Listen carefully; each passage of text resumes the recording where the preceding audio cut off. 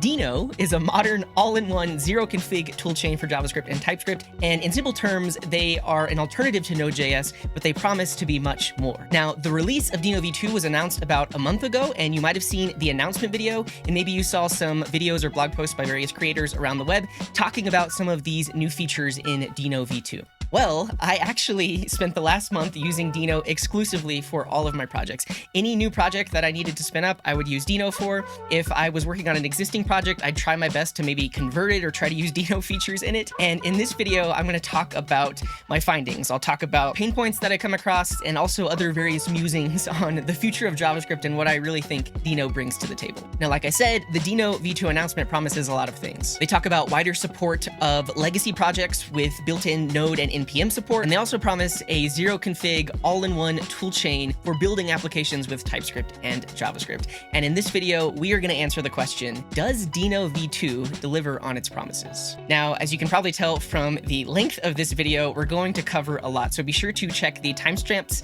in the description so you can skip ahead to a part that interests you the most. But we're going to talk about what Deno is, what it's like to work in a new Deno project, what it's like to gradually adopt Deno into your existing projects, what it's like to convert an existing code base fully to using Deno in the Deno ecosystem, how to deploy your applications using Deno deploy. I'll also talk about some of the areas of the Deno ecosystem that I think could use some improvement. And I'll also give my thoughts on the future of the JavaScript ecosystem and what I really think Deno brings to the table. So if that sounds good, let's dive in. My name is CJ. Welcome to Syntax.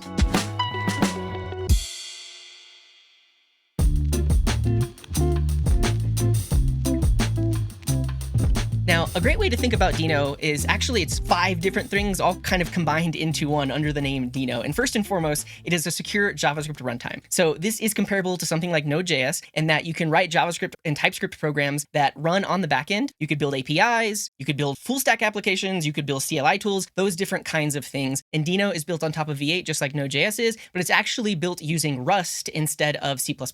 And Deno also has backwards compatibility with core Node modules. So if you have a program that uses like the FS module or uses path or various things like that, you can actually still run that program inside of Deno. Now, Deno is called a secure runtime because they actually have a permissions model. Now, when you run programs with Node.js, they have full access to your computer. They can read and write files, they can access the network, they can do anything. But Deno has a permissions model. So any code that you run through Deno, you have to explicitly allow these kinds of permissions like file system reads, file system writes, access to environment variables, access to the network, those different kinds of things. And so that's why it's called a secure JavaScript runtime. Now, Deno is also a CLI tool and provides lots of zero config tooling. So Deno has a built-in formatter, a built-in linter, a built-in test runner, built-in code coverage. It runs TypeScript by default with zero config and a whole lot more. And so essentially, once you start using Deno, there's a lot of various packages and projects that you won't really have to install or reach for anymore because Deno has it built in. Deno also provides a standard library. So these are packages that can be installed separately, but they provide a lot of the things that we typically want to do when we're working in JavaScript applications, like parsing CSV files or working with HTML entities or expectations and mocks in testing or displaying colors from the command line and lots of other things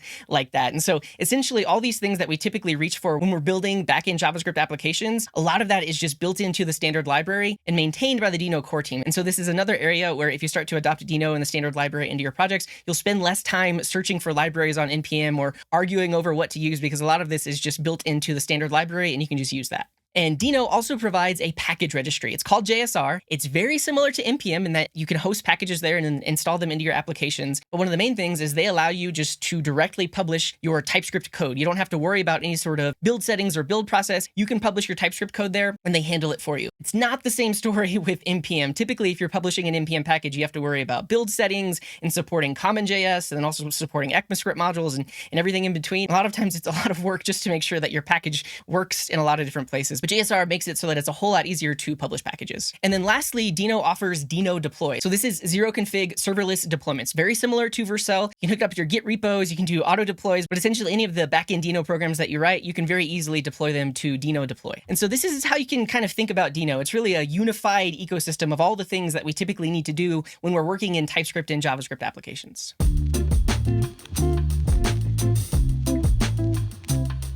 So first, let's take a look at what it's like to create a brand new Deno project. Let's say you need to write a one-off script or you're working on a new API or backend or something like that. Let's see what the experience is like. And for this, I am going to build a simple CLI tool that converts a CSV file. So I work with a lot of video files and I use DaVinci Resolve. And for every video I make, I add markers inside of my video editor. And then those markers get turned into chapters for the YouTube description. So this CSV file right here is an example of what's exported from DaVinci Resolve that has all of the markers, but I want to convert this into a plain text format so I can put it in YouTube description. So it should have timestamp and then chapter title. And so this is something that I have already implemented with Node.js before, but I thought it'd be a good example to show what it's like to work within the Deno ecosystem. So the first thing we need is to install Deno. If you go to their docs, they will have the install command for whatever operating system you're on. And so once you have Deno installed, you can create new projects with it. And so if we run Deno init and then give it a project name, here I'm going to call this the timeline converter. That'll create a directory, and then we can run Deno in that directory. So if we head into that directory, here it says if we do Deno run main.ts, just as a simple program right now, and then also we have a test file that we can run that just runs one simple test. So we get a basic setup, but let's go from here. So I'm going to open this up with VS Code, and if we take a look at that main.ts, you can see on my machine I'm actually getting an ESLint error because for most projects I use ESLint, and a lot of times I use Prettier as well. And so that's going to be one of the first things that I disable when working inside of a Deno project. So if I head over to my extensions, I'm going to search for ESLint, and I'm going to disable it. And then I'm also going to search for Prettier and disable it as well. So this is one of the beautiful things about Deno is it includes a formatter, it includes a linter, so we don't need an extra extension anymore. And I do have the Deno extension installed, just like that. So I am going to restart my extensions, and now I should be ready to get set up with Deno, and I don't have ESLint or Prettier to conflict with the Deno plugin. So from here, we can run the Deno init command inside of VS Code, which will give us some basic project settings to make sure that we're using Deno as preferred. So if you do Command-Shift-P or Control-Shift-P and then search for Deno initialize workspace configuration, that will create this .vs code folder, and then we get a settings.json. And the main thing here is you can see that it says Deno enable true. Now with Deno enabled, we are using the TypeScript language server that comes from Deno. So if I do something weird here, like have some kind of syntax error, the error here is coming from deno-ts, and that's what we want to see. So we know that Deno is actually kicked in and running for this file. So let's use that built-in formatter of Deno. Let's just add some weird formatting here. Let's remove a semicolon. Maybe we'll put this on the next line. Obviously, I wouldn't write code this way, but just as an example. So now, obviously, I have an unformatted document. From the command line, if I do Deno fmt, that runs the formatter there on main.ts, and you can see that it instantly applies the formatting. But I want to use this formatting directly inside of VS Code, so let's set that up. Here in my settings.json, I can set my default formatter. So if I say editor.default formatter, we can set this to Deno. Now, personally, I have editor settings that override the default formatter for a lot of different file types, and that actually takes precedence over this setting. So for my specific setup, I actually do need to open my settings.json, and I have a section here that is explicitly setting Prettier for all of these different types, and this is actually taking precedence right now. So I'm going to go ahead and just remove these settings so that Deno can be the default formatter. Okay, so now if I remove some formatting here and then run my format shortcut, which is Option-Shift-F if you're on a Mac, or you can press Command-Shift-F and then go to Format Document, but that automatically uses the Deno formatter now. Now, I also like to have format on save, so I'm going to enable that for this project. So I'll set it to true, just like this, and now you don't even have to know what the formatting keyboard shortcut is. If you just save a file, it's going to automatically run the Deno formatter. Now let's just take a look at the built-in linter real quick. So in this case, I've created a variable called sum to assign a and b to it, but you can see that I'm getting a Deno lint error that says sum is never reassigned, use const instead. So Deno comes built in with some pre-configured linter rules, like prefer const over let. So if I change this to const, the linter error goes away. You can also run this from the command line. So if I change it back to let and then do Deno lint, you can see all of your linter errors there. So this is kind of the experience of working in a Deno project. Once you have it all set up, essentially VS Code is working on your behalf. It's using the Deno extension and everything is kind of built in. You'll notice we don't have any other config files here. The only config file we have is our deno.json, which is where we can define our task and define all of our imports. But other than that, it's all built in. Now, testing is built in as well. You can see they have this deno.test function, but we'll talk about this later in the video. Now, let's actually work on the task at hand, which is to convert this CSV file into plain text that has timestamps followed by chapter titles. And the first thing we need to do is actually read this file in. And Deno has built-in methods for reading files. So if you're used to Node.js, they have the fs module. Deno has similar methods. So if I say deno.read file, you can see there's a few methods available to us. And specifically the one that I want is read text file. And so this one's a lot nicer than just read file because I don't have to convert from binary to ASCII read text file handles all of that. And here I can just pass in the path to the file, and then we can await it, throw it into a variable here, and then I'm going to get rid of this extra code. And then now here inside of my main, I'm going to use this code, and then afterwards just log out the text. So now when I run my Deno program, it should output the contents of that CSV file. So if you take a look at our Deno.json, they have a dev script, which right now just runs watch. So this is the other cool thing about Deno. It just has a watcher built in. So if I were working on something and I want to constantly see the output, this will do that for us. And so if I run deno task dev, it'll run this and watch the file for changes and then rerun it. So from the command line, I'll do deno task dev. And we see another feature of Deno, which is file system permissions. So by default, programs are limited in what they can do unless you explicitly allow them to do things like read from the file system, write to the file system, access the network. And in this case, we are trying to read from the file system. Now you can see here, I can just do a one-time bypass with yes, and then it reads in the file and then spits it back out. But if I head back over to my deno.json, I can actually pass in -- allow read, and then we can actually tell it should be able to read that timeline.csv file. So I'll save this.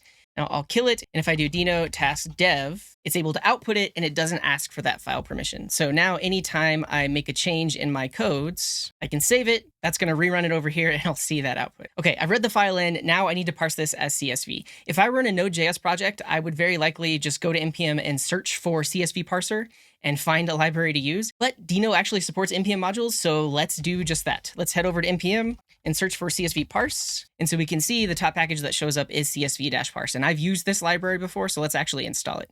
So to install an npm package with Deno, just grab the name of the npm package, and then from the command line, you can do deno add, and then you specify where the module is coming from. And in this case, it's npm. So if I do npm : and then the name of the package, it'll install that package from npm. So now I should have access to CSV parser.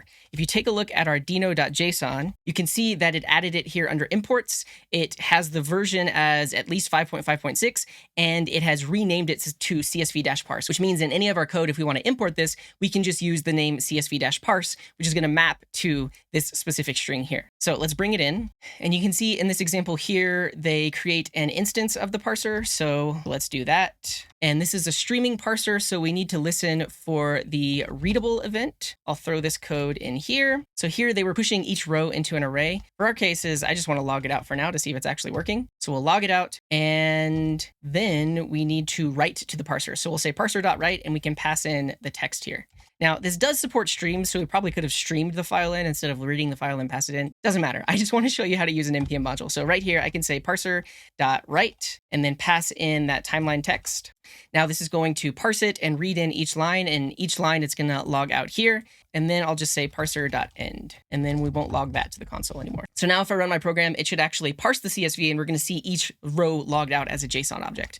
Let's give it a try. If I do deno task dev, it'll run the program, but now we have an error specific to this library. I've come across this before. This library actually needs an option called relax quotes based on the data that I'm parsing. I'm just going to set this to true and hope for the best. Yeah, it works. So it was able to read in the CSV, and then it spits out each line. You can see right now it's just an array because it's just all the values from each row, but we can pass in columns. And I know that the first row has all of the headers in it, and we can actually pass in another option. So here there's a columns option, and this can be a function that gives us the first row. And in our case, we're just going to return that first row. So that will be the name of all of the columns. And with that, now we should see some JSON objects. So it was able to use that first column of headers, and now each row, it's using those headers to create a JSON object. So we can see that like the start time is here, and then notes is going to be like the name of the timestamp. Awesome. So we're working with Deno, we're working with npm modules. That's great. I don't want to use this library anymore. I mainly just wanted to show you that we can use modules from npm, and most npm modules that you come across, you're going to be able to use in this exact way. So deno add the package, and then just follow that package's docs to get it working in the way that you want. But one of the beautiful things about the Deno ecosystem is they actually have the standard library. And so instead of reaching for this third-party CSV parser library and figuring out their docs and then learning that one specific library, we can actually use the CSV module from the standard library. Now, there are a bunch of things built into the standard library. So So this is a screen grab from their Deno 2 announcement. And you can see all of these things that we typically use when we're working in backend JavaScript codes. So utilities for testing like vite or jest, and then utilities for working with objects and arrays like Lodash, or utilities for working with CSV or escaping HTML or colors on the command line. There's all these things that we very often do when we're working in backend JavaScript. And we typically have to reach for all these various modules on NPM. But with Deno, all of this stuff is built into the standard library. So the standard library is actually installed separately. You basically pick and choose which of these you need in your project, but it's maintained by the Deno core team. And we specifically want the standard CSV package. And so if we head over to jsr.io, that's where all of these packages are hosted and where we can install them from. So if we take a look, there is this CSV package. And so let's actually use this module instead of csv-parse. And you can see here on JSR, they actually give us a command that we can run. So we do deno add and then specify JSR. So just like before, when we wanted to install from npm, we did npm:. Now, if we're working with JSR, we could do JSR: and then the name of the package that we want. So first, let's remove this csv-parse package. If I just do deno remove npm:/csv-parse, that'll remove it from my deno.json. And now we can run the command to add standard CSV. Great. So we have standard CSV. Let's start using it instead. So I'm going to pull in parse here. You can see we pass in the string and then we have some options. Let's look at their docs here because I'm curious about the parse options. And this is actually awesome. So I was curious about skip first row, but it says here, if you set skip first row to true and don't provide columns, it's going to use that first row as the header definition. So that's what I want. Okay, so we can get rid of all this codes here.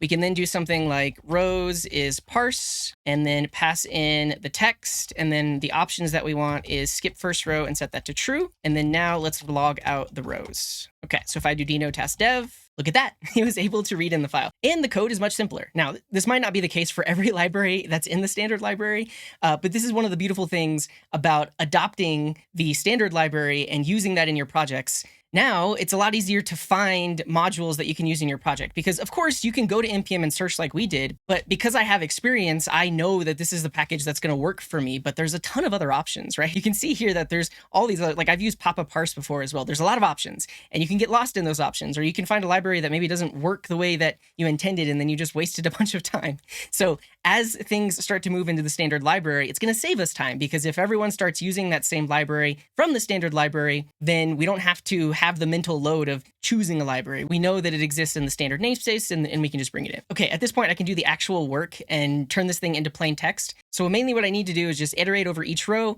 log out source in, and then log out the notes right after. And that'll be like in the YouTube description format. So let me write that code real quick. And a quick tip, I actually want to work with this data in a type safe way. So if I grab the output here as JSON, so I formatted it using JSON stringify, I have this built-in extension called paste JSON as types. So I'll do that. And then I'll just call each of the rows a marker. And look at that. We got a nice little TypeScript interface that describes each row. And now that I have this nice type, we can actually use it to assert the type that we get back from parse. So the types don't align directly. So I'm actually going to say that this is unknown and then tell it that it is an array of markers like that. And so now we should get some nice type completion. So if I do a for each on here, I get each individual row, and then I can grab the specific properties that I need. Okay, so I'm logging out the timestamp and then the chapter name, and I'm logging each one out because basically the way that I'm going to use this is when I'm done editing a video, I'll export that CSV, run this from the command line, and boom, I've got some nice copy pastable text that I can put into the YouTube description. But I do need to do a little bit more parsing. I need to remove the milliseconds and then remove the leading zeros if the video is not at least an hour long. So let me write that code too. I got my little parser function there. And now, there we go. It's nice and copy pastable. So anytime I publish a YouTube video, I'll be able to export that and then just copy paste this text. Now, the main reason I wanted to show you this is to kind of just show you what it's like to work in Deno and to kind of like navigate around the ecosystem. So we can use NPM modules, we can use things from JSR, we can use the standard library, we can use Deno built-ins. And then one thing that I glossed over is we're actually just using TypeScript here, right? We don't even need a TS config. Deno is able to transpile this stuff as it runs it. And we don't even have to worry about building or transpiling ourselves. And so this is a great experience. Now, another thing I'll note for when you're working in brand new projects is you can use all of the JavaScript frameworks that you know and love. You don't necessarily have to just be in Deno specific code. So in their announcement, they talked about how you can actually use Deno to spin up a new next.js application, a new Astro app, Remix, Svelte-kit, Angular, all of those things, and they're running inside of Deno. Now, I'm not going to show those examples here because they have plenty of examples in their docs. They have some tutorials on how to spin up a React app, a Next app, an Express app, All these projects, you can use their existing generators and then run them with Deno directly. And so this is like a gradual adoption path in that you don't necessarily have to start doing all of the Deno specific things like using Deno to manage the file system or using actual ECMAScript modules and export extensions, because a lot of these other frameworks are using some kind of bundler, but Deno supports running all of these tasks. So this is another thing, if you want to give Deno a try, is try spinning up a next.js app. Just head to their docs and you can follow these tutorials. But not everyone is working in a brand new project. And this is what most people really want to know about, is what is it like to use Deno in existing projects or in the existing ecosystem? And that's what we're going to talk about next.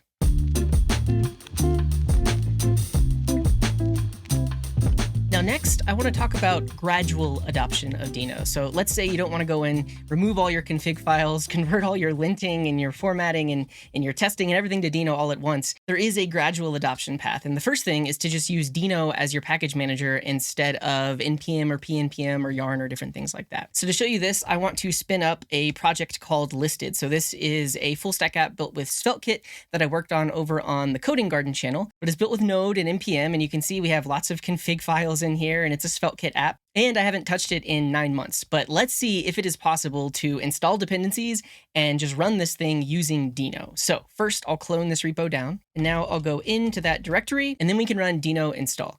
And it's essentially going to see that we have that package.json there and know that it needs to install the modules into this specific directory, because Deno install actually works in the same way as pnpm in that it actually caches installs in one place on your machine and then just links to the cache so that subsequent installs are very fast. And so essentially in your projects, you can use Deno now. So let's just run a Deno install. It's going to reach out to npm, grab all those modules, and it will create that node modules folder. Now, the one caveat of using Deno install is if any of your dependencies have a post install script, it's not going to run that automatically, because post install scripts could potentially do something malicious. They essentially have full access to your computer, so they could access files or do various things. You can see here, these are the packages that needed to run a post install. So it's just things like Prisma and Svelte-kit, and then also an image processing library called Sharp. So I'm actually going to rerun the install and pass in allow scripts so that it does run the post install for these. But ultimately, this is a good security measure, because you might be installing a package from npm and not even realize that it has a post install script. So if you use Deno install, it's going to let you know about that. So here I'm going to do a Deno install again, but now just do allow scripts. And because of the cache, it should be pretty quick because it's already installed everything. Now it just needs to run those post install scripts. And it looks like there was an error running the post install script for Sharp. But I looked into this and the Deno team is on it. Literally 4 hours ago, one of the team members commented about it. And there's a few other packages where you might run into this issue. I know for my specific code base, Sharp is only used by one of my dependencies that generates an image of the database diagrams. And so to actually run the app, I actually don't need this Sharp dependency, but this is potentially something that you'll run into because it is early days and there are various packages in the npm ecosystem that are doing things that maybe Deno didn't intend or didn't know about, but ultimately they are working on having full compatibility. But like I said, this doesn't matter to me, so I should still be able to start up the app. There's a few other things I need to do before I can start the app, like create a .env file, spin up my Postgres database and Redis database. So I'm going to do all of that. And once I have that done, I'll show you how we can run it with Deno. Okay, I have my .env set up. Now I want to start up my Docker containers. And we have a bunch of different Docker files. So we actually have a script that makes it easier to run so we don't have to remember the whole command here. So if I want to run this specific task that I have in my package.json, I can use Deno task for that. So if I say Deno task and then specify that specific task name, it's going to see that inside of the package.json and then run the task. And so this is another way to gradually adopt Deno into your workflow, is to use it as a task runner instead of Node. Now, in most scenarios where you haven't fully converted your code base to Deno, it still might actually spin up a Node.js process behind the scenes, but this is one way to kind of start getting used to using Deno as your runner. All right. Docker is spun up. Moment of truth. We're going to do Deno task dev, and this is going to spin up the vite dev server, and we'll see if the app works. Okay, we got a 500 error. Let's see if we can debug it. Oh, that makes perfect sense. I didn't actually push the schema to my database. So let's do that. I probably should have followed my own README. So to push the schema to my database, I just need to do a db push from Prisma. And to run an executable that lives in the node modules, you can do Deno run and then specify the name of the node module. So this guide here tells us how to do it. We can do Deno run, specify Prisma, and then do a db push. So we'll run that. And there we go. And now that I've pushed the schema, I need to seed the database. So I can do a Deno task of db seed like that. Now we actually get an error when trying to run our seed, which works with TSX. So it's just calling that TypeScript file directly.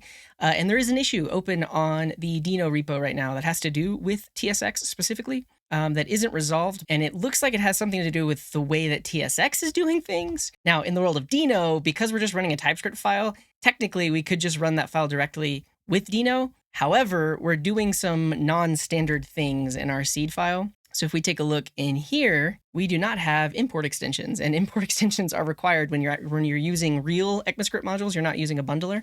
And so in order to run these specific files with Deno, we would need to do that. We'd also need to update all of our imports to be from npm. There's a few other changes that would need to be made. Yeah, a lot of the stuff that we're doing isn't necessarily compatible with like real pure TypeScript running inside of Deno. We forget about all the things that we do when we're involving some sort of like bundler in the process. Okay, so Deno has failed on this specific task. I'm just going to run this directly with npx and then see if Deno can actually run the app. Okay, so let's make sure that I can log in now that everything is seated. Yeah, awesome. And now let's create a list. So the way this app works is you can create lists of YouTube channels. So let's just call this the syntax crew. So we're going to create a list of all the syntax YouTube channels. So first of all, we want syntax FM, which is the main one. And then we also want Wes Boss. And then, I don't know, does Scott have his own YouTube channel? He's there. We'll add him. I don't know if he has any videos on it. And then, of course, Coding Garden, because that's my YouTube channel. All right, so this is the whole syntax crew. So this is going to create a feed of all the YouTube videos of all of these channels. Let's see if it works. And so this has to go off. It's reaching out to the YouTube API. It's caching all of the data that it gets back. And ideally, if all of that works, we should see a feed of all of our YouTube videos. And we do. Awesome. Okay, so yeah, and there's no errors in the console. And this is fun. Yeah, so we get to see syntax videos. We see Wes videos. We see CJ Coding Garden videos. Awesome. All right, the app works. It wasn't ideal. We ran into an issue with a post install. We also ran into an issue with running TSX, but eventually we got there. And I have a feeling for older projects, this is kind of going to be the experience if you try to use Deno gradually. At least Deno install is going to do what you expect, except if there are certain scenarios where maybe post install isn't supported in the packages that you're using just yet. So I'd give this probably a 7 out of 10 in terms of being purely Deno ready.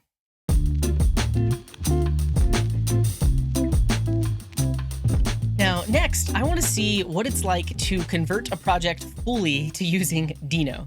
So here I have an API that I built. It is a tasks API, and that API is documented with OpenAPI, and we're using Scalar so that we can get some interactive documentation. So for every endpoint, we've documented the possible success responses, and you can see also like error responses, and then you can actually test out the API here using Scalar. So this is an endpoint to get all of our tasks, and that returns those from the database. If we want to create a new task, we can use this endpoint. Let's just say learn Deno v2. And right now it is false. You can send this to the API. It'll put that into the database. And then we can get things by ID. So I could test this one out. Let's get the task with ID 5.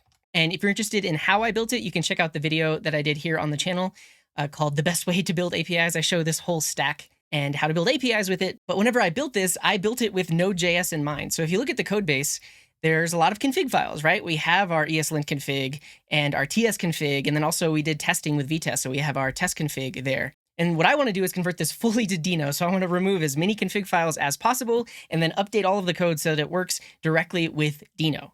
So let's do it. So I've cloned the repo down here, and then here inside of VS Code, we can take a look at the package.json. So we're going to want to gradually convert this to a Deno project, so we're going to need a deno.json. But you can see here we have this dev script, which is using TSX to watch that entrypoint TypeScript file there. And as we've seen before, we can actually use Deno with the watch command to run a TypeScript file. So basically, I need a deno.json, and I'm going to gradually convert all of these scripts to run with Deno instead. So here I'm going to run a Deno init. And you can see, because I already had that TS config in the directory, VS Code is actually prompting me, hey, do you want to add those specific TypeScript settings into our deno.json? And sure, why not? So I'll go ahead and add that. And if we look in the directory, we have a few different things. I'm going to go ahead and remove the main.ts and main test, because we don't need those, but we really just need our deno.json. If you take a look, it's copied over the compile options, and then we have the dev script.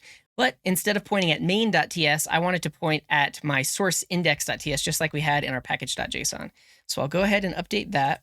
Now in my workspace settings, I want to enable Deno there. So we can head into our settings.json. We can say Deno.enable and set that to true. So now Deno should be enabled in all of my TypeScript files. Now my current project was set up for ESLint. So you can see I have a lot of these ESLint settings down here. I'm just going to straight up remove these from my settings file. And we don't have any fix on save. I'm going to remove these settings and I'm going to set format on save to true. Okay, so already our workspace settings are a lot simpler than they were before. While I'm thinking about it, let's go ahead and just remove that ESLint config file. And then also we'll remove that TS config file because those settings got copied over into our Deno.json. We'll worry about any of these warnings once we start to run the code. But now I need my dependencies. And all of those dependencies are listed in this package.json, but I want to install them with Deno instead. Now, technically, I could just do a Deno install. Deno will see this package.json and then create the node modules directory. But if we truly want to do it the Deno way, we have to remove this package.json. So I'll quickly create a little script that installs all of these dependencies, but using Deno install instead,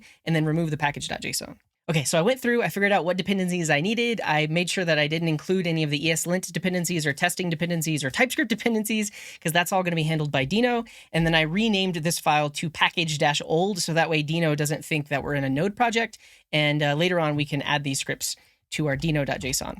But I created this install command, so I'm going to pull in all of these packages from npm. Now, if I'm truly converting to a Deno project, I probably would want to pull most of these from JSR if I could. But to keep things simple from now, we're going to keep installing them from npm. So let's run this install command, which will pull all of those dependencies and then add them to our Deno.json. Great, that worked. First try. And so now if we take a look at our Deno.json, it has all of these dependencies listed. And now inside of our codes, we should be able to import directly from these libraries, but without having to do anything special.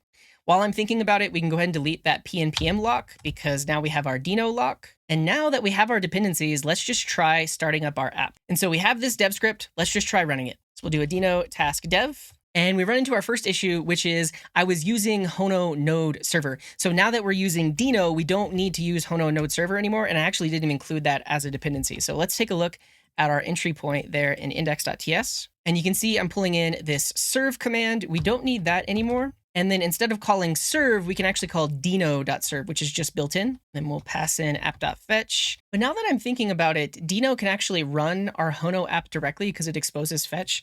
So what we might do is just point Deno at our app.ts instead. So let me actually just delete our index.ts because our app.ts exports a Hono app, which Deno should be able to run directly. So here, let's actually point it at app.ts instead.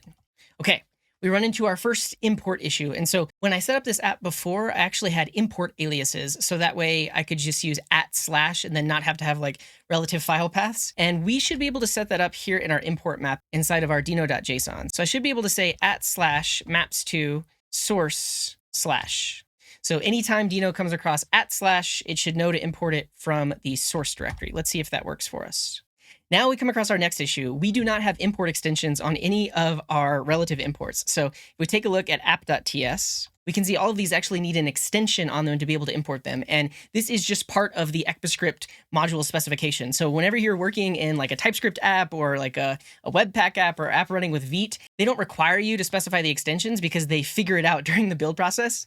But according to the proper specification, you should have import extensions, and Deno follows that convention. And so if I add a .ts extension, then it's able to find the file. Now, I've played around with the formatter settings. I can't find a way to automatically add extensions across my whole code base. So I'm going to go through and do this manually. So anywhere that I have an @ import, I'm just going to add a .ts on the end of it. Now, when you're making this change, one thing you'll have to note is if you're importing a file that is called index.ts, Deno won't automatically resolve. So I can't just do a ts on here. I actually have to point directly at the index.ts file. So that's something important to note.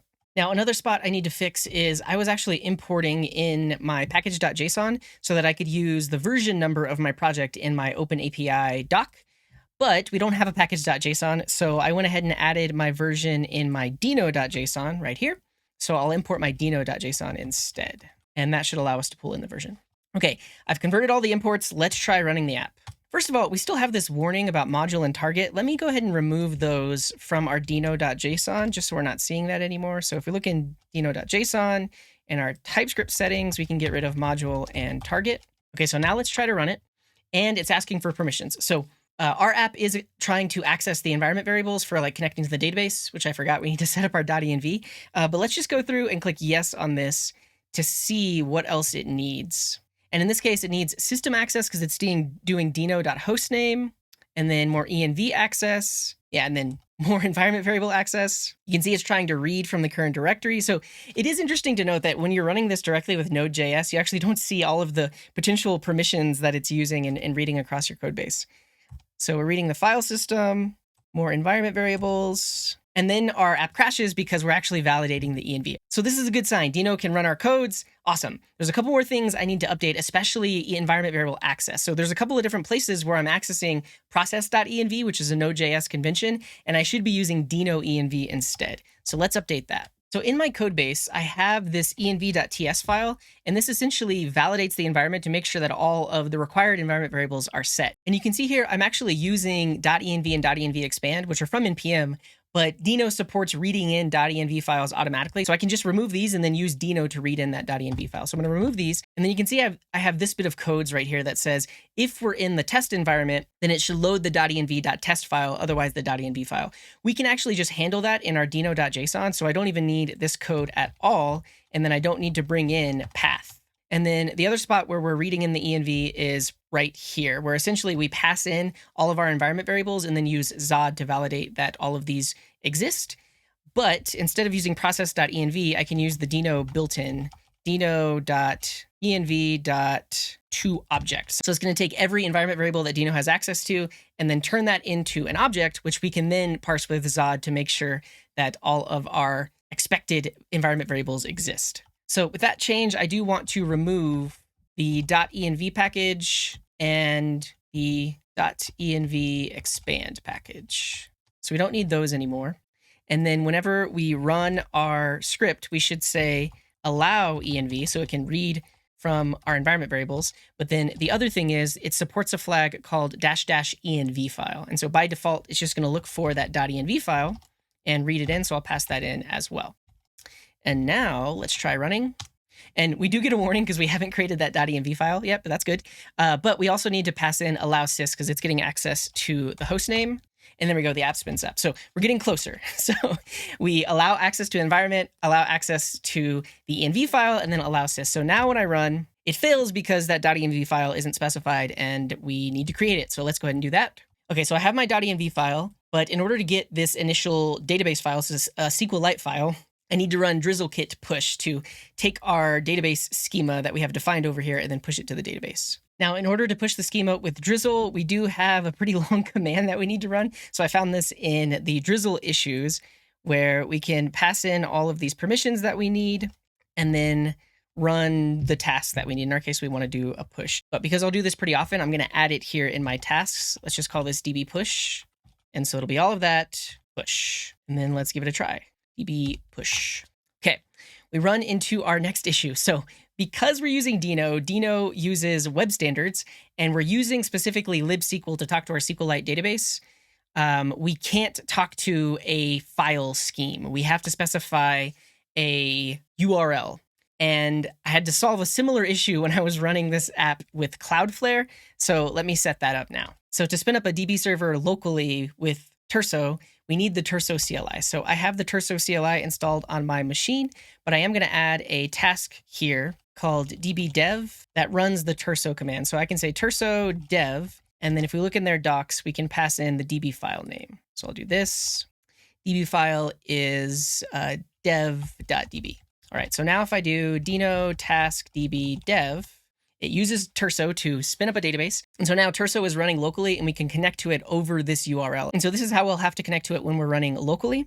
But I can grab this URL and then throw that into my .env. And so now the database URL is that. And then if I open another tab and keep that running, we can run the db push command. So if I do deno task db push, it should connect to that. And in this case, it needs fetch access. So I'm going to add one more permission to our deno.json, specifically for the db push. So that way it can access that database over the network. All right, moment of truth. There we go. So that was able to push the schema to the database that's running with the Turso CLI.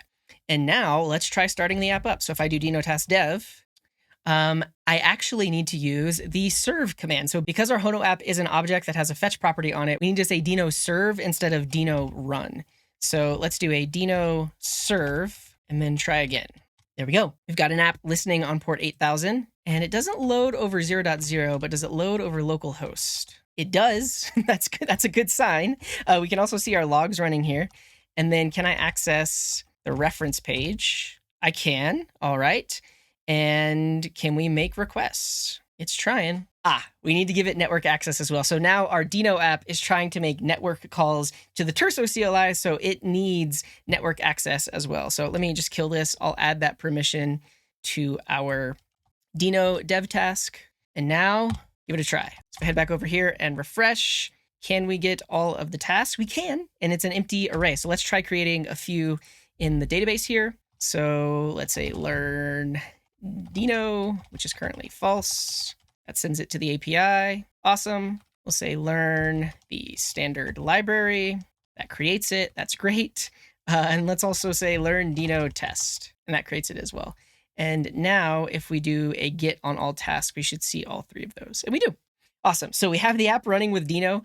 We've removed most of our configs. The last thing is we want to make sure that our tests can run with Deno as well. So we'll remove our vtest config because we don't need that anymore. Okay, so the first thing I've done is created a task which will start up the test database.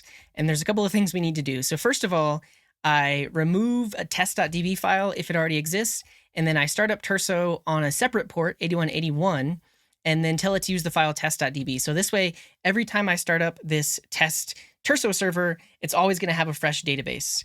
And then I sleep for 1 second and then run a db push to that test database. So I have this second task here called db push test. And the one major difference is I'm telling it to use this .env.test file. And in the .env.test file, I point the database to 8181. So this one command will start up Turso dev and then push the schema to it with drizzle-kit. Now I want to get the test file working. So I have a separate test script. And for now, I'm going to run these two things in separate terminals. So I'll start up the test database and then I'll run the tests. Once the tests are fully working, we should be able to have a single task that spins up the test database and then runs the test. But for right now, I just want to get things working. So in this tab, I have the test database running. And over here, I'm going to run my tests. And right now, there's a bunch of errors because it's trying to use describe, expect, it, all of these things from vtest. And I need to convert all of that over to Deno. So let's do that. And so in the Deno docs, they show us that they have test steps. So we can do deno.test, and then within that, we can have various steps for our test. So that's what I want to do. And we'll change that right here. So instead of describe, I'm going to say deno.test. And then before, we were running drizzle-kit push to push the schema to the test database and then removing the test database when the tests were done. We don't need to do that anymore because it's being handled in that Deno task. Now, this gets access to T, and then every test we have here, I'm just going to change it from it to use await T. So I'll do that, .step. Okay, and then I need to make sure that this is an async function, like that. Okay, so that looks good. Now I'm just going to clean things up. So I don't need this exec sync or fs anymore because we're not doing that inside of here. And then I'm going to go ahead and just remove all those imports from vtest because we're slowly converting everything over. And then everywhere I have ts expect error, I need a reason to so that the linter is happy. And essentially, anytime I have a ts expect error in here, it's because I'm explicitly testing what happens when we pass in data that's in the wrong format. So I'm just going to replace all of these with a message that just says test data, like that. Now we need to update these calls to expect. Now, when you look at their example, they're using assert equals, which comes from the standard library assert package. But the testing experience isn't amazing because it's really just testing, do these two things equal versus is this thing that thing? And the error messages aren't as great. However, if you look in the standard library, they have a package called expect, and these are Jest compatible expectations. And so vite was actually inspired by Jest, and all of the expectations inside of vite are Jest compatible as well. So once we install this library, we should be pretty close to having our working test. So I'm going to go ahead and add standard expect, and then now we'll pull it in at the top of the file, just like that. And so that looks good so far, but we have one last thing we need to change. We have this expect type of to be array. I'm going to see if they export an expect type of. They don't. Let me Google around a little bit, see if I can figure this out. I couldn't find anything under GitHub issues or in their docs, so we're just going to do this. we're going to expect that array.isArray to be true, like so. Okay, this looks good to me. Let's try it. Moment of truth. We're going to run our tests. So we have our test DB running in one tab.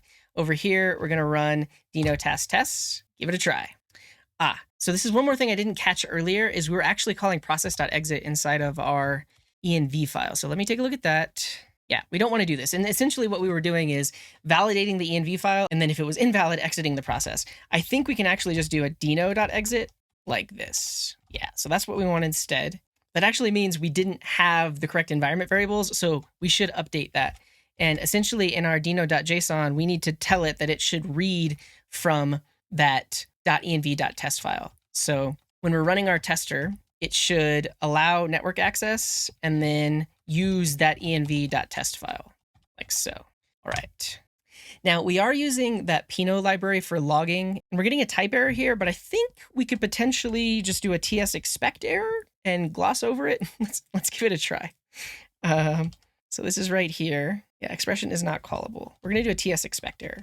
Say Pinot is a node library. Types not compatible. All right, let's give this a try.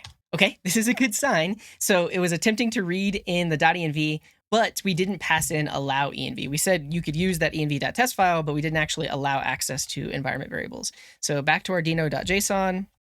Here we need to allow env as well. Okay. And we need allow sys. So yeah, pretty much everything we needed access to when we're running our dev script, we need when we're testing as well. So I'm going to pass this in here. Okay. And everything's passing. That was crazy.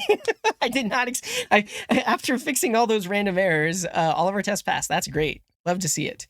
Okay. So now I actually want to be able to spin up the test database and run the tests all in one go. Let's see if I can do that. So I'm going to kill our test DB here.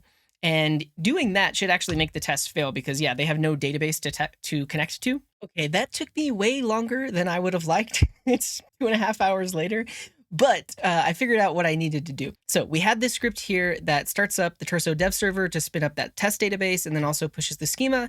And then I had the separate task here that actually runs the test. Well, I couldn't figure out how to run both of these and then exit this one whenever the tests exit. So I programmatically spun up these processes. So I wrote some Deno code that actually spins up the Turso server, pushes the schema, and then when the tests are done running, it actually shuts it all down. So I don't actually need this separate task anymore because all of that is handled whenever we're running the tests. And let me show you how I set all of that up. So over here in lib, I have some test helpers. And first of all, I just have a command to remove the test DB file. So whenever you spin up the dev server, it actually creates a few different files. And so this function removes those files just to make sure we're starting in a completely clean state. So this removes the files if they exist. I then have this function here that starts the test database. So I'm using Deno.Command to actually spin up Turso, pass in all of those same arguments, wait 1 second for it to spin up, and then run our db push test command, which will actually push the test schema to Turso that's running on port 8181. I wait for that to finish. And then once that is finished, I just have a health check function here that's actually calling our Turso endpoint, and it's just passing in a select statement. And so it's going to run this every 1 second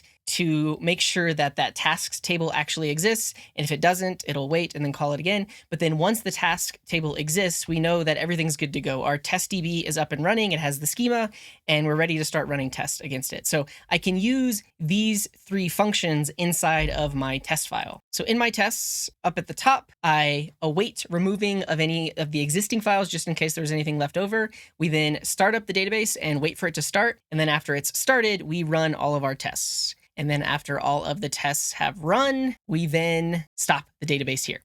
This took me a really long time to figure out. There's some oddities in here. You can see that whenever we're stopping the database, I do actually need this set timeout here.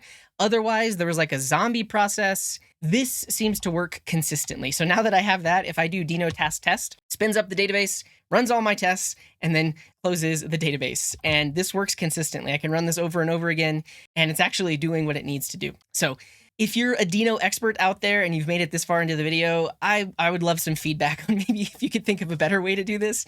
But this is what I came up with. So at this point, we're fully converted. Our tests are running. We can actually remove this old package.json. I do want to add a lint and a typecheck script because that's built into Deno. So let's go ahead and do that. So in our deno.json, We're going to add a lint script, which just does Deno lint. And then we'll also add a format, which just does Deno format. And then lastly, I'll add a typecheck command, which does Deno check, and then I'll do */*.ts. So it's going to look at every single TypeScript file and then check it for type errors. So now that I have those tasks, we can finally remove that package.json there. And then let's run the lint script. Cool. So no linter errors, and then we'll run the format script. Okay, so it updated the format. Good to go. And last but not least, I had to update the README file as well because this had instructions for using PNPM, but now we need to tell people that they can use Deno, and we have all of the specific tasks they need to run to get this repo set up. So if you want to take a look at this code, it is on a branch called Deno here on the Hono OpenAPI starter repo. And if you take a look at the commits, specifically the convert to Deno commit, you can actually go through here and see all of the changes that I had to make in order to upgrade this to use Deno instead of Node and PNPM. Now, you're probably wondering, was this worth it? And do I think it was worth it to convert this to Deno? There's some pros, there's some cons. I think we have a whole lot less config files now. That's great. I think one of the major cons is there's a lot that I had to learn here, right? We had to learn how to use Deno tasks with all of these command line flags. And then there was a lot to figure out in terms of getting the test database running, and then also using that Turso dev server instead of being able to talk to a file directly. We had to update a lot of our code to use import extensions. But ultimately, I think for any code base that will live for a long time, it's probably worth the effort. Now, this is a small project, so it took me roughly 3 hours or so to convert, especially if you consider how long it took me to figure out the database stuff. But I probably wouldn't recommend going and upgrading every single project to Deno. I think for smaller projects, it's probably worth it.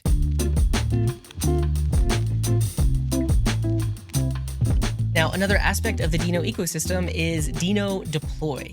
And so we can actually take this API and deploy it here to Deno deploy. And so I'm going to do just that. I'll go ahead and log in. And then in order to deploy, we'll need to use their command line tool. So you can install it with this command.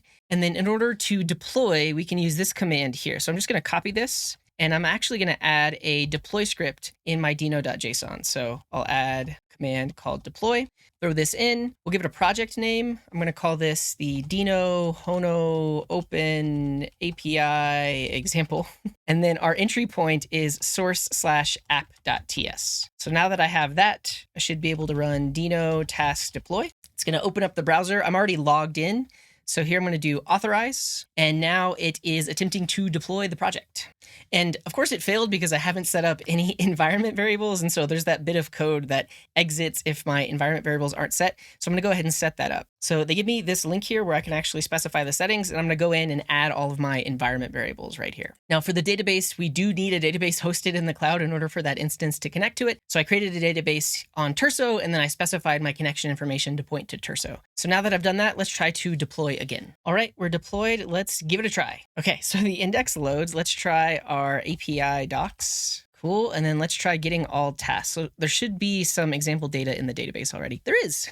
So it works. We are deployed to Deno. Now, my experience with using Deno deploy is it's very similar to Vercel, zero config. You can also connect it up to Git repos. They have another cool idea here, though, called playgrounds. So inside of a playground, instead of deploying a full project, you can just write some Deno code here that maybe starts an API or does something like that. And then you can instantly deploy it and be able to modify the code here. So I've used this pretty often for some just one-off servers that I want to spin up, like a proxy server or a CORS proxy or something like that. So the playground is pretty cool as well. And in their announcement of Deno v2, they talked about how they support next.js and Astro and Remix and all of these others. From what I've seen, you can deploy these to Deno deploy as well. So you can just spin up the project locally using their tutorials and then do a deploy CTL, and you're able to run Next.js on Deno deploy. You can also run even Express apps on Deno deploy. It has the full support of npm modules and all of those other various things. So Deno deploy is pretty awesome.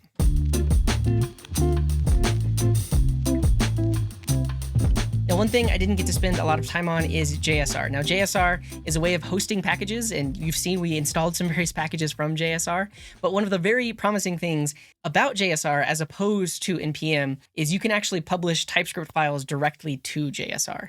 And so personally, I've had some issues attempting to publish my own projects to NPM and then making sure that all of my build settings are correct so that it'll work across all various kinds of projects. And that was quite the headache to set up that whole build process. But the promise of JSR is you can actually publish TypeScript directly to it, and they handle all of the build and everything else for you. So this is another cool thing, and another way that the Deno team is trying to push the JavaScript ecosystem forward is make it so that it's a whole lot easier to publish packages as well. And I definitely want to dive deeper into JSR. I'll probably, in a future video, I'll talk about how to publish packages to JSR and a bit more how it works. Now, there's quite a few things I didn't explore in this video, and potentially that'll be for a future video, but things like using Deno's built-in documentation, and also Deno's built-in compile, and then also Deno actually supports Jupyter notebooks. There's actually a really cool demo of it if you watch the V2 announcement video, and then also test coverage. So there's more of the ecosystem that I haven't explored yet, but ultimately these various aspects will replace other parts of the JavaScript ecosystem that you might be using some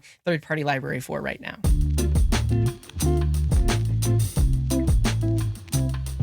Now let's talk about some of the things that I think definitely need improvement for me to really adopt Deno in all of my projects. And one of them is the permissions system, right? So here in my Deno.json, you can see all of these tasks, and this is really cumbersome, right? We need a better way to specify permissions when running projects, and potentially more fine-grained permissions, right? Because whenever you allow permissions for a specific task, those permissions are allowed for the running program and all of its dependencies. But sometimes maybe you'd like to lock down your permissions at a dependency level. So this specific dependency can't access the network, but this other dependency can, that kind of thing. And there's some ideas going around. So there's actually an open issue right now, and there's a big, long discussion about how this can be cleaned up. Like potentially there could be an object inside of our Deno.json where you specify all the permissions, but this wouldn't give us dependency level permissions. And if you look through this issue, there's a few different suggestions and people just talking about different ways that we could potentially do this. And this actually has been added as a Deno milestone. So they want to figure this out before they release version 2.1. And version 2.1 is going to be the first long-term support version. So they are going to figure this out. They're working on it. But in my opinion, this is definitely something that needs to be worked out before I really would want to adopt this in every single project. Now, another aspect of the ecosystem that's going to need some work is the amount of examples that are out there existing for Node.js. So something that happened recently is I had this 4 GB gzipped file of JSON lines, and I wanted to write a Deno program that could read in the gzipped file as a stream and then process it as it was unzipping the file. And to figure this out, I searched the web for Node.js unzip gzipped file.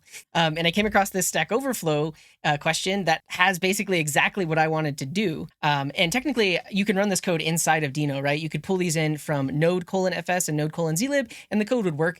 But I also just thought, well, I kind of want to do it the Deno way. And so then that sent me down a rabbit hole. And so if you search for Deno unzipped gzipped file instead, there's some various articles. There's also this compress module, but I can't actually tell if the compress module is from the Deno core team or it's just some third-party library because it's actually called Deno library. And there aren't any examples as straightforward as this, at least that I could find. And of course, it would take some work for me to figure out how to do this directly with Deno, but the path of least resistance is to just do it with the Node.js modules and do it the Node.js way, because I can see an exact example of it right here. And so this is one area of the ecosystem that's going to need some work. As more people start to use Deno and more examples get created, there'll be more and more examples to pop up in search results when you're trying to do various one-off tasks. And Deno actually does have this examples page with lots of practical examples of things that you might want to do with Deno. And as more and more people start using Deno, you're going to see more examples added here. And actually, if you commit an example, you do get some free stickers. So that's an incentive for people to add examples as well. But this is one of the main things that is just only going to get better with time. The more people that are using Deno, the more examples that people are writing for Deno, the better it's going to get in terms of finding the answers that you need when searching the web or when using an AI tool to generate your codes for you.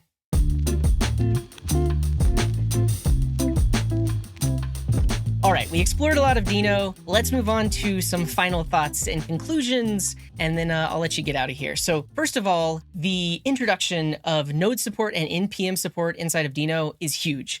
The barrier to entry is so much lower now, and for all of these little one-off projects, so if you need to spin up a simple Next.js app, you can use Deno. If you want to use Deno to install your dependencies, you can do that. If you are writing a one-off Deno script and you need an npm module, you can do that. And so this milestone was huge. This was kind of the first really big thing that was needed to make it so that Deno could be the future of JavaScript. And I think it is the future of JavaScript. And one of the things I really like about this whole idea is the standard library. Because all across my career of using backend JavaScript, it's never been easy to pick libraries. You're always bouncing between libraries. You're potentially spending a lot of time finding various libraries to do these things. And so if we actually did have a standard library that most people knew about and most people contributed to and most people used, there would be much less segmentation of the JavaScript community. Now, the un.js ecosystem is actually a good example of that already happening organically and not happening from Deno. And I don't think that Deno has to be the only standard library,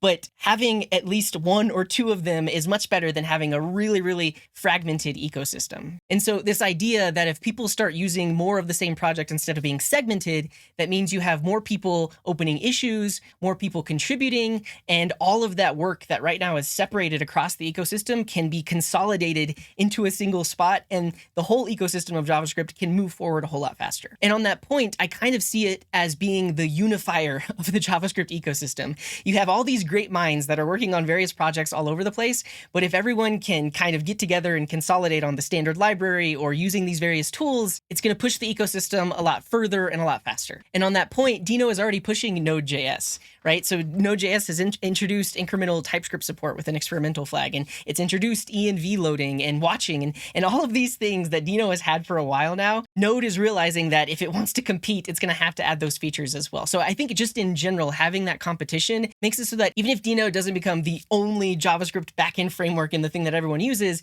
it's still pushing Node.js further so that we can get a lot of these features inside of Node.js.